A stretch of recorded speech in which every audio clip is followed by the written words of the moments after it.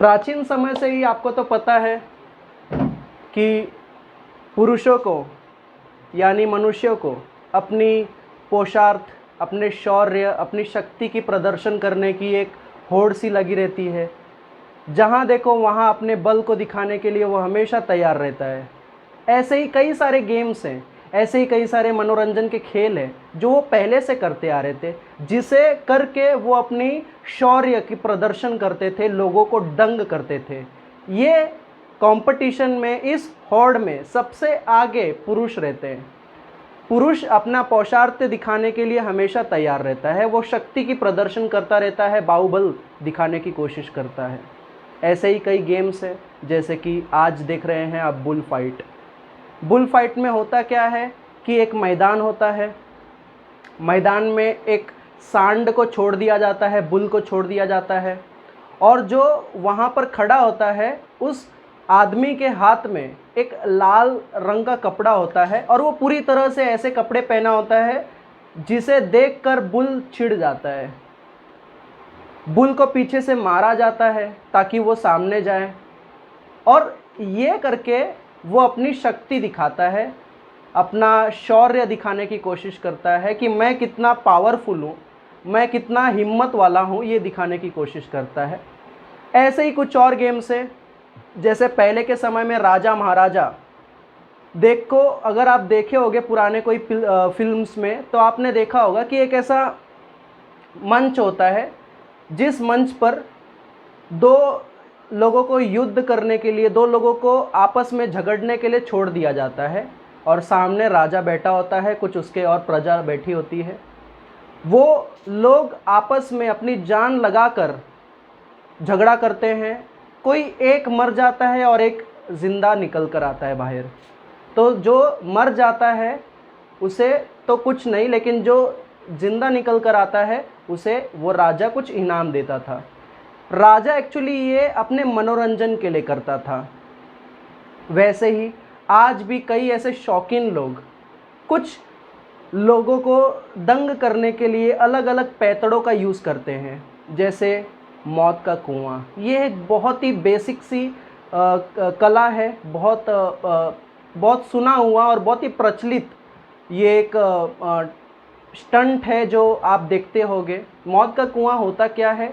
तो मौत का कुआं एक ऐसा सिलिंड्रिकल वॉल होता है, एक सिलिंड्रिकल कुआं होता है जिसका नीचे से रेडियस होगी r।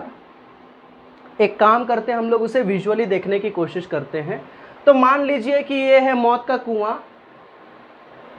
मौत का कुआं एक्चुअली एक सिलिंड्रिकल वेल होता है, सिलिंड्रिकल कुआं होता है। और आपको तो पता है कि सिलेंडर कुछ ऐसा बनता है, ये है सिलेंडर। और सिलेंडर को बनाने के लिए आप एक रेक्टेंगल और 2 सर्कल का यूज़ करते हो। ये तो रही उसके बारे में, क्योंकि ये 2 सर्कल आप देख सकते हो ना, एक तो ऊपर और एक तो नीचे, और ये बीच का पार्ट हो जाता है रेक्टेंगल। खैर, ये सारी तो बहुत बेसिक सी बात है। अब मैं बात करता हूँ अपने कुएं की, अपने मौत के कुएं की, जिसमें आखिर में आगे जाकर स्टंट भी तो करना है लोगों को। तो ये मौत का कुआं है। मौत के कुएं में जो सिलिंड्रिकल वॉल है उसका रेडियस, यानी कि वो सर्कल जो यूज़ किया है उस सर्कल का रेडियस होगा स्मॉल r। ये एक्चुअली एक वर्टिकल सिलिंड्रिकल वॉल है जिसके अंदर लोग राइड करने के लिए निकलते हैं, अपना स्टंट दिखाने के लिए आते हैं। कभी 2 व्हीलर्स, कभी 4 व्हीलर लेकर आते हैं और यहाँ पर अपनी जान की बाजी लगाते हैं। एक्चुअली ये पूरा खेल बहुत ही डेडली और बहुत ही डेंजरस साबित हो सकता है अगर सामने वाला वेल ट्रेंड और वेल प्रैक्टिस ना हो। अगर उसने अच्छी प्रैक्टिस की होगी, अच्छे से वो ट्रेनिंग लिया होगा, अच्छे से अपना होमवर्क पूरा किया होगा, तो वो ये खेल कर पाएगा। वरना ज़रा सा भी चूक हुई, ज़रा सी भी गलती हुई तो वो अपनी जान से भी हाथ धो बैठेगा। ये खेल बड़ा ही प्रचलित है हमारे देश में, जगह जगह पर इसका आपने सुना होगा कि सर्कस में जैसे लोग जाते हैं टिकट देकर, सामने कुछ सर्कस के कलाकार आते हैं और उस कलाकार अपने अपनी कला दिखाते हैं और हम वाह वाह हंस हंस कर आ जाते हैं वापस से। तो वैसे ही कुछ ऐसे ही लोग इकट्ठा होते हैं इस मौत के कुएं के आजू बाजू में, जहाँ पर अंदर स्टंटमैन जाता है, कभी 2 व्हीलर को लेकर जाता है तो कभी 4 व्हीलर को लेकर जाता है, अपनी जान हथेली पर लेकर जाता है। खैर, हमारे सिलेबस में ये टॉपिक दिया गया है तो चलो इसके समझने की कोशिश करते हैं। तो मान लीजिए कि ये आपका सिलिंड्रिकल वॉल है, यानी कि मौत का कुआं है। आपका राइडर इसमें घुस चुका है, राइडर यहाँ से धीरे धीरे धीरे धीरे धीरे धीरे ऊपर तक आ रहा है, ठीक है ना। एक्चुअली होता क्या माने हुए, पहले गाड़ी को नीचे लेके जाई जाती है, यहाँ पर नीचे गाड़ी होता है, गाड़ी को धीरे धीरे से पहले है ना स्पीड ऐसा स्लोली स्लोली चलाया जाता है, ऐसा घुमाया जाता है, थोड़ा थोड़ा थोड़ा थोड़ा धीरे धीरे से नीचे से ना ऊपर। जब उन लोग कॉन्फिडेंट हो जाते हैं, अपने स्पीड को मेंटेन कर पाते हैं, जब बैलेंस हो जाते हैं, तो वो धीरे धीरे स्पीड बढ़ाकर ऊपर की तरफ आने शुरू होते हैं। ये एक्चुअली कॉन्सेंट्रिक सर्कल की तरह समझ सकते हो आप, जैसे उसमें ऐसे छोटा छोटा ऐसा गोल होता है, बहुत सारे सर्कल्स होती है ऐसा। एक्चुअली ये ऐसा होता है अपना मौत का कुआं, ऐसा बनाया जाता है ऐसा, जिसमें छोटे से बड़ा सर्कल बनता जाता है, ठीक है। तो हमारा जो राइडर होता है ना, वो पहले छोटे सर्कल से शुरू करता है। छोटे सर्कल में थोड़ा राउंड घूमने के बाद में जब वो पूरी तरह से समझ जाता है, कॉन्फिडेंट हो जाता है कि अब मेरी गाड़ी बैलेंस हो चुकी है, अब मैं खुद को बैलेंस कर चुका हूँ, तो वो अपनी स्पीड बढ़ाना शुरू करता है, क्योंकि लोगों को दंग भी तो करना है। सब लोग इधर पे आ गए हैं वाह वाह करने के लिए, तालियां बजाने के लिए, तो उनकी तालियों की गड़गड़ाहट में वो खुश हो जाता है, जोश में आ जाता है और वो स्पीड बढ़ाकर अपनी आगे के कॉन्सेंट्रिक सर्कल्स में चला जाता है।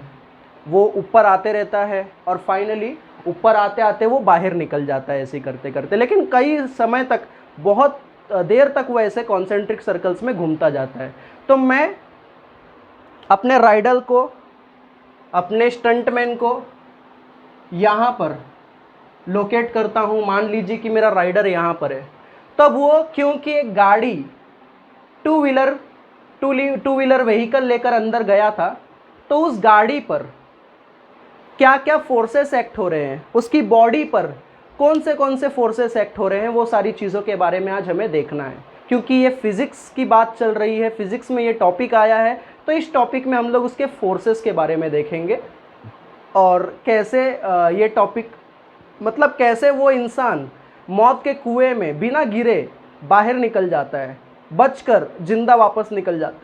जो चीज़ देखने में इतनी डेंजरस है, जो चीज़ देखने में और समझने में, सुनने में इतना डरा देती है, तो कैसे वो इंसान कर पाता है उस चीज़ को, तो आज हमें वो देखना है।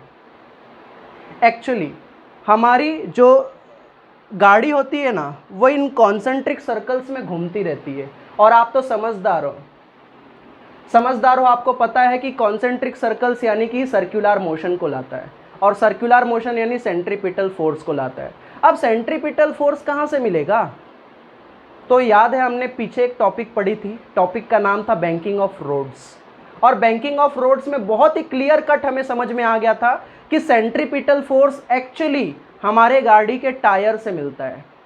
गाड़ी के टायर का जो फ्रिक्शन होता है, वो फ्रिक्शन का फोर्स जनरेट करता है सेंट्रीपिटल फोर्स को। वैसे ही कुछ यहाँ पर भी होगा, बट कितने फोर्स होंगे उसको छोड़कर, वो भी तो देखना बाकी है। तो चलो देखते हैं। मान लीजिए कि ये आपका मौत का कुआं है, इसे थोड़ा सा बेसिकली मैंने ऐसा ड्रॉ कर दिया है, थोड़ा सिंप्लीफाइड कर दिया है, उस चीज़ को समझने के लिए आसान कर दिया है। और यहाँ पर हमारा राइडर है, उसे हमने लोकेट कर दिया है। अब उस राइडर पर सबसे पहला फोर्स तो उसका खुद का वजन जाएगा। राइडर और उसकी गाड़ी, ये दोनों का खुद कुछ तो सेल्फ वेट होगा, खुद का कुछ तो वजन होगा। वो सेल्फ वेट किस तरफ जाएगा? वर्टिकली डाउनवर्ड डायरेक्शन, धरती की तरफ जाएगा ना, क्योंकि धरती उसे खींच रही है ना। तो वर्टिकली डाउनवर्ड डायरेक्शन में आप देख सकते हो कि हमारे राइडर और हमारे राइडर का गाड़ी दोनों का जो सेल्फ वेट है वो डाउनवर्ड डायरेक्शन में।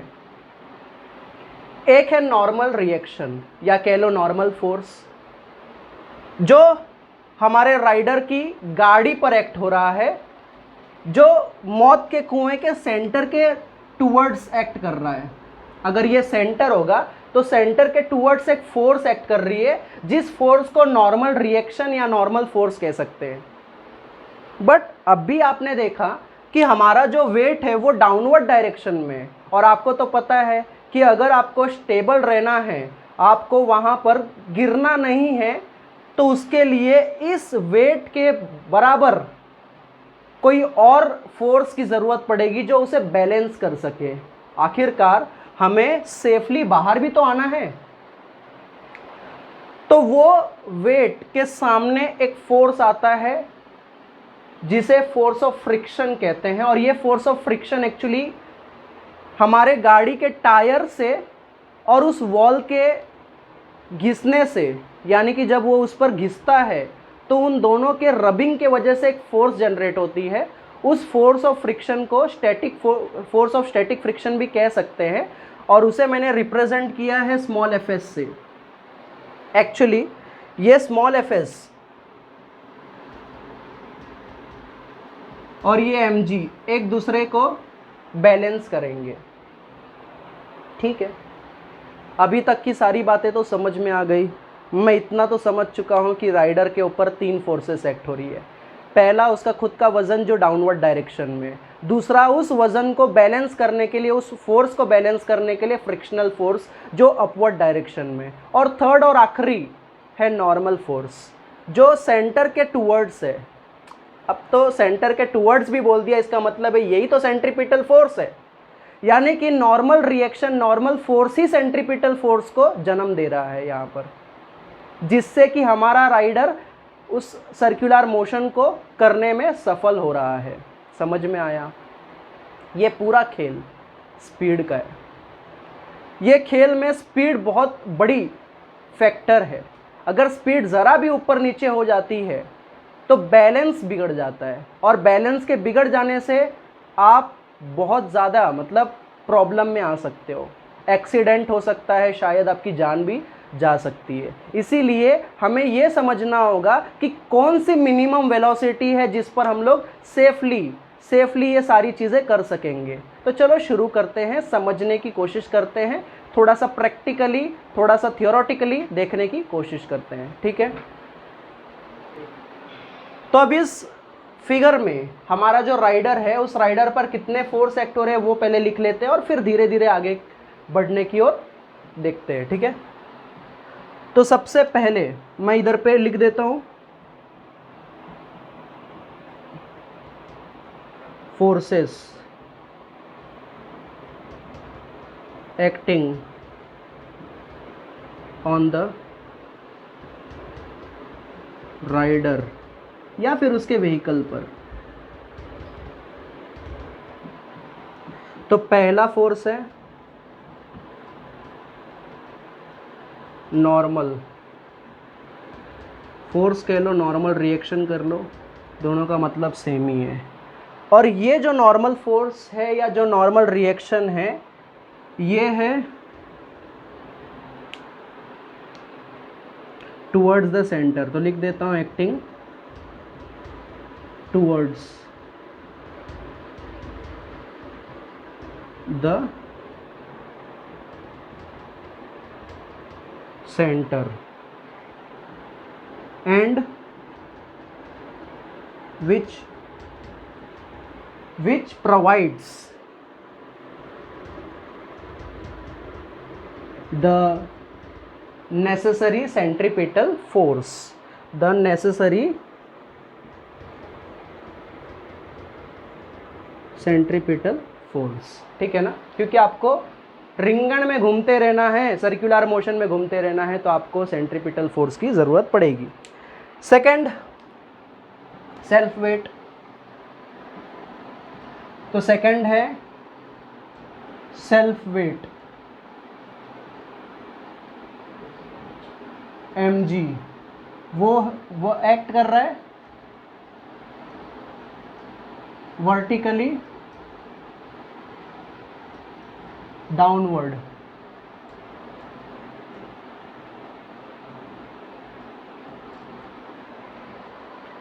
तीसरा और आखिरी force of friction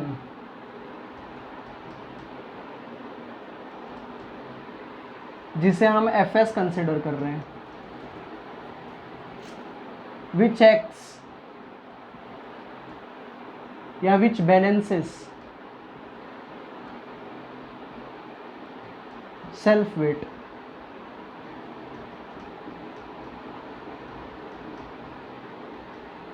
and acts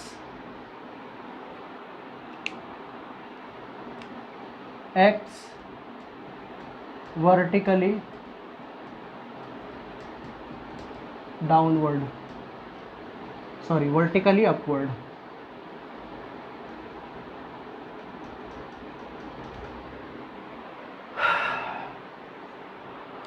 ये तो फोर्सेस के बारे में हो गया। और अभी हमने देखा कि फोर्सेस में जो आपका नॉर्मल फोर्स है वो सेंट्रीपिटल फोर्स के बराबर है, वही सेंट्रीपिटल फोर्स प्रोवाइड करता है आपके सर्कुलर मोशन के लिए। तो मैं यहाँ पर उसे इक्वेट कर देता हूँ। Therefore centripetal force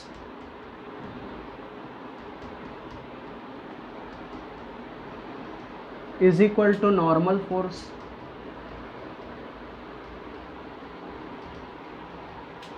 that is normal force मतलब कैपिटल N। और सेंट्रीपिटल फोर्स के तो कई सारे फॉर्मूले हमने देखे थे, जिनमें से एक है mr ओमेगा स्क्वायर या फिर mv स्क्वायर बाय r, ठीक है ना। तो मैं इसे थोड़ी देर के लिए अपना इक्वेशन नंबर 1 पकड़ लेता हूँ। सिमिलरली मैंने अब भी बताया है कि फोर्स ऑफ फ्रिक्शन और वेट, सेल्फ वेट, ये दोनों क्या कर रहे हैं, एक दूसरे को बैलेंस कर रहे हैं। तो जाहिर सी बात है ये दोनों एक दूसरे के इक्वल होंगे, तो मैं वो भी लिख दूंगा। Similarly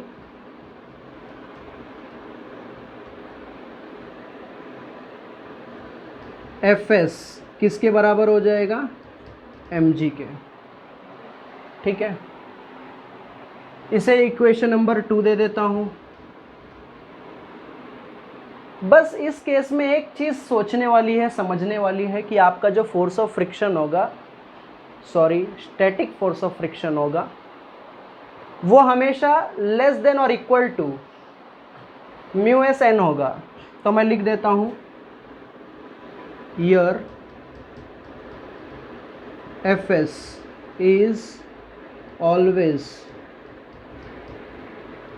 less than or equal to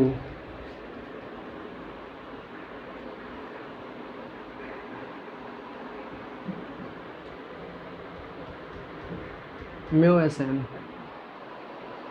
banking of road के टॉपिक में तो आपने ये देखा था, कर्व्ड हॉरिजॉन्टल रोड के वक्त में मैंने खुद ने आपको समझाया था कि जो आपका फोर्स ऑफ फ्रिक्शन होता है वो म्यू एन के बराबर होता है, जहाँ पर एन का मतलब है फोर्स, फोर्स का मतलब है मास इनटू एक्सेलरेशन, ठीक है ना। और ये म्यू का मतलब होता है कोएफिशिएंट ऑफ फ्रिक्शन। इस केस में मैंने एफएस लिया है इसलिए म्यू एस लिया है। तो एफएस को अगर फोर्स ऑफ स्टैटिक फ्रिक्शन कह रहे हो तो इसे कोएफिशिएंट ऑफ स्टैटिक फ्रिक्शन कह लेते हैं। कोएफिशिएंट ऑफ स्टैटिक फ्रिक्शन कह लो, कोएफिशिएंट ऑफ फ्रिक्शन कह लो, इसका कोई यूनिट नहीं होता, ये एक यूनिटलेस क्वांटिटी होती है जो बार बार चेंज होते रहती है। डिपेंड करती है कि आपका सड़क, आपका रोड कैसा है, आपका सरफेस कैसा है। अगर सरफेस थोड़ा सा खुरदुरा होगा, रफ होगा, तो उस वक्त में आपका कोएफिशिएंट ऑफ फ्रिक्शन बढ़ जाएगा, जिससे फ्रिक्शन बढ़ जाएगी। और अगर एकदम प्लेन रहेगा, स्मूथ रहेगा, तो वहाँ पर कोएफिशिएंट ऑफ फ्रिक्शन कम हो जाएगा, फ्रिक्शन कम हो जाएगी। वो तो वही बात हो गई कि हमारे ज़मीन पर, फ्लोर पर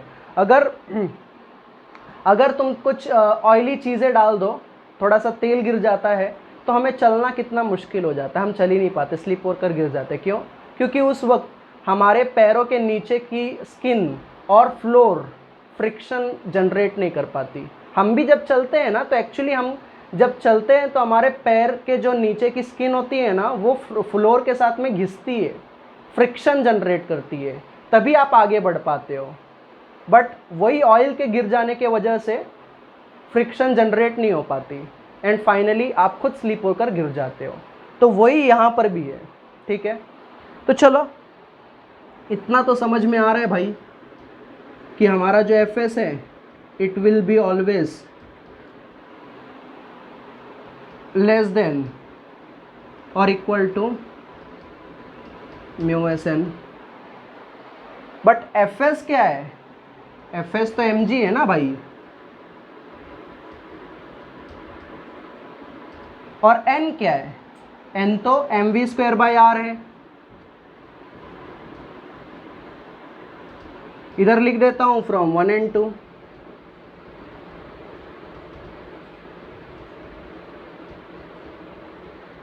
यानी कि ये एफ एस की जगह मैंने एम जी पुट कर दिया फ्रॉम 2,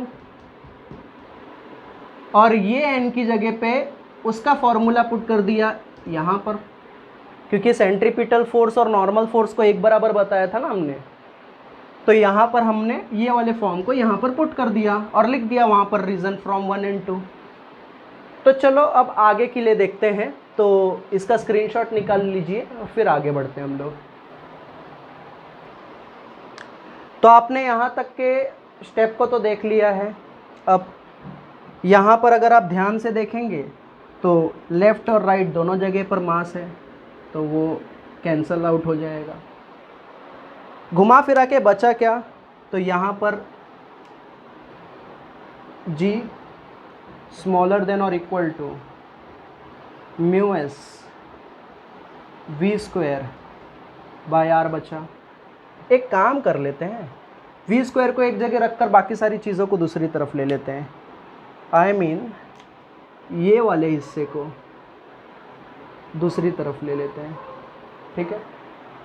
वी स्क्वायर को उधर ही रखेंगे, तो ये कुछ ऐसा सा हो जाएगा वी स्क्वायर। अब वी स्क्वायर की तरफ ये हमारा साइन है ना, तो इसीलिए ऐसा हो जाएगा, समझा। जी तो अपनी जगह पर ही है, आर ऊपर चला गया और म्यू एस नीचे आ गया। समझे ये स्टेप को?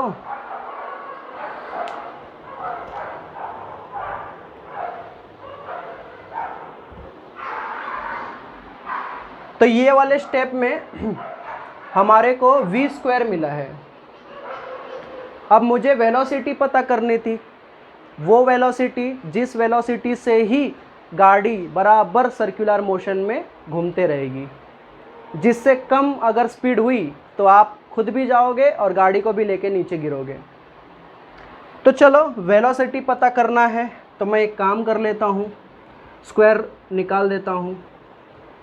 तो ये हो जाएगा root of G R the whole upon mu S, ठीक है। यानी कि वेलोसिटी इससे ज़्यादा होगी या इसके बराबर होगी तो काम हो जाएगा।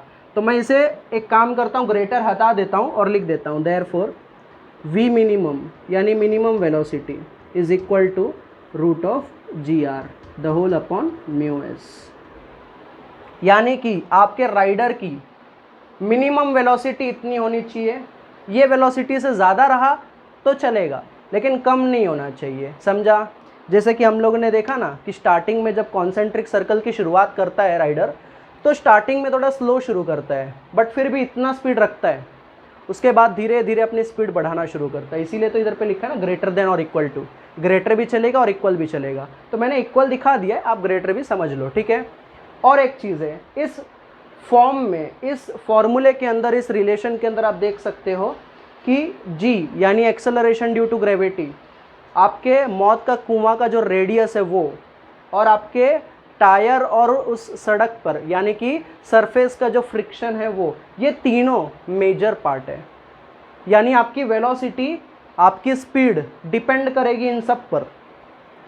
आपकी गाड़ी तभी अच्छे से चलेगी उस सड़क पर या फिर उस मौत के कुएं के अंदर जब आप इतनी स्पीड रखोगे। इससे ज़्यादा रखे तो चलेगा, कोई प्रॉब्लम नहीं है, बट इससे कम नहीं रख सकते, ठीक है। इसी के साथ ये टॉपिक को हम लोग ख़त्म करते हैं। टॉपिक बड़ा ही मज़ेदार था। अब नए टॉपिक को शुरू करेंगे, तो चलो देखते हैं। तो अब हम नए टॉपिक को शुरू करते हैं। टॉपिक का नाम है मृत्यु गोल, स्पीयर ऑफ डेथ। अब भी हम लोगों ने एक टॉपिक देखा जिसे हम मौत का कुआं कह रहे थे, जिसमें हमने देखा कि हमारा जो राइडर रहता है वो स्टार्ट करता है अंदर से छोटे सर्कल से और फिर उस छोटे सर्कल से वो अपनी स्पीड को एक बार मेंटेन कर लेता है, फिर उस स्पीड को बढ़ाते जाता है और बड़े बड़े कॉन्सेंट्रिक सर्कल्स पर घूमना शुरू कर देता है। कुछ उसी प्रकार से ये स्पीयर ऑफ डेथ भी काम करता है। ये भी एक पॉपुलर शो है सर्कस का। पहले ऐसा नहीं होता था, पर अब कुछ सालों से, कुछ समय से ये शुरू किया गया है। सर्कस में अब ये शो दिखाया जाता है जिसमें एक बड़ा सा ग्लोब होता है, इसे ग्लोब ऑफ स्पीयर भी कह सकते हो। जैसे मृत्यु गोल बोल रहे हो, तो मृत्यु गोल क्यों बोल रहे हो ज़रा समझ तो लेते हैं। तो यहाँ पर एक्चुअली होता क्या मालूम है, ये केज होता है जो पूरी तरह से स्पेरिकल होता है। इस ग्लोब ऑफ डेथ या स्पीयर ऑफ डेथ में जब कोई राइडर घुसता है ना, तो घुसने के बाद में वो कैसे भी उस गाड़ी को चला सकता है। वो ऐसे भी चला सकता है, ऐसे भी चला सकता है, ऐसे भी चला सकता है, ऐसे भी चला सकता है, यानी पूरे 360 डिग्रीज में वो कैसे भी घुमा सकता है। मौत के कुएं में तो सिर्फ आपने ऐसे कॉन्सेंट्रिक सर्कल्स को देखा था, पर अब तो ये कैसे भी घूम रहे हैं हम लोग। तो ये तो थोड़े से और डेंजरस हो जा रहा है। यहाँ पर भी वही लॉजिक लगेगी जो आपने पिछले वाले टॉपिक में देखा, मौत का कुआं। यहाँ पर एक्चुअली आपका जो राइडर होता है ना, वो राइडर जब इसमें एंटर होता है, एंटर होने के बाद में वो शुरू करता है छोटे सर्कल से। यहाँ पर जो छोटे सर्कल्स होते हैं ना, उन छोटे सर्कल से शुरू करता है। फिर सर्कल्स छोटे छोटे से बड़े होने लगते हैं, वो आगे बढ़ने लगता है अपनी स्पीड को बढ़ाकर। ये चीज़ ठीक उस तरह है जिस तरह आप एक स्ट्रिंग लेते हो और उसके स्ट्रिंग के नीचे कोई स्टोन को या कोई मास को टाई कर देते हो और उससे वर्टिकल सर्कुलर मोशन करवा कर लेते हो। ऐसे लो या ऐसे लो, कैसे भी। तो ये जो सिस्टम है, यहाँ का जो कंसेप्ट्स है, ये जो लॉजिक है, वही लॉजिक यहाँ पर भी काम करती है। बस एक छोटा सा फ़र्क होता है, क्योंकि यहाँ पर एक स्ट्रिंग होता है तो स्ट्रिंग के अंदर टेंशन फोर्स जनरेट होता है। वही टेंशन फोर्स यहाँ पर नॉर्मल रिएक्शन फोर्स के नाम से हम पढ़ते हैं। यानी ये टेंशन फोर्स स्ट्रिंग वाला निकल कर नॉर्मल रिएक्शन फोर्स इस ग्लोब पर लगता है। वही फोर्स जो आपने पिछली बार देखा था मौत के कुएं में, जो आपने देखा था कि उस राइडर की गाड़ी को टूवर्ड्स द सेंटर खींचने की कोशिश कर रही है, जो सेंट्रीपिटल फोर्स दे रही थी, वही इसमें भी है। सारा कंसेप्ट डिट्टो इसमें यूज़ कर सकते हो आप। बस एक चीज़ याद रखना, हमारा जो राइडर होता है ना, वो राइडर को अगर बड़े सर्कल्स पर घूमना है तो उसे अपनी लीनियर वेलोसिटी को इंक्रीज करना पड़ता है, इंक्रीज करनी पड़ती है अपनी लीनियर वेलोसिटी को। पर वही जब वो छोटे सर्कल्स पर घूमता है तो उसे इंक्रीज करनी पड़ती है एंगुलर वेलोसिटी को। अगर आप एंगुलर वेलोसिटी और लीनियर वेलोसिटी के बीच फ़र्क नहीं समझ पा रहे हो, तो बस इतना समझ के चलो कि उसे अपनी एंगुलर वेलोसिटी इंक्रीज करनी पड़ती है। इसका मतलब अपनी फ्रीक्वेंसी इंक्रीज करनी पड़ती है। फ्रीक्वेंसी का मतलब कितने कम समय में कितने बार वो गोल गोल घूम जाए। कम समय में ज़्यादा बार गोल गोल उस सर्कल को घूमेगा तो उसकी फ्रीक्वेंसी ऑटोमेटिक बढ़ेगी, वो फ्रीक्वेंट होता चला जाएगा। समझे? यानी कि उसे अगर छोटे सर्कल पर घूमते रहना है तो उसे अपनी फ्रीक्वेंसी बढ़ानी पड़ेगी, स्पीड को मेंटेन रखना पड़ेगा जिससे वो ज़्यादा टर्न्स ले सके। और अगर बड़े सर्कल में घूमना है तो उसे अपनी लीनियर वेलोसिटी, अपनी स्पीड बढ़ानी पड़ेगी गाड़ी की, और उस वक्त कोई फ्रीक्वेंसी का मैटर नहीं आता बीच में। तो घुमा फिरा के ये टॉपिक एक छोटा सा टॉपिक था। ये टॉपिक पूरी तरह से मौत के कुएं के ऊपर आधारित था। जैसे मौत का कुआं एक दिलचस्प और बोलते ना दिल को दहलाने वाला गेम है, वैसे ये जो खेल है, ये भी खेल दिल को दहला देता है। अगर आपने सर्कस में कभी देखा होगा तो ये खेल वो राइडर्स करते हैं जो बहुत एक्सपीरियंस्ड होते हैं। केज में जाकर कैसे भी गाड़ी को चलाने के लिए उन्हें बराबर उस गाड़ी पर प्रैक्टिस करनी पड़ती है। आप तो सिर्फ 2 घंटे का कॉमेडी शो देखते हो, 2 घंटे का सर्कस देखते हो, ताली बजाकर बाहर निकल जाते हो, पर वो दिन भर लगे रहते हैं उसके पीछे। वो बहुत प्रैक्टिस करते हैं, अपनी अच्छी होमवर्क पूरी करने के बाद ही वो आपके सामने 2 घंटे का वो शो दिखा पाते हैं।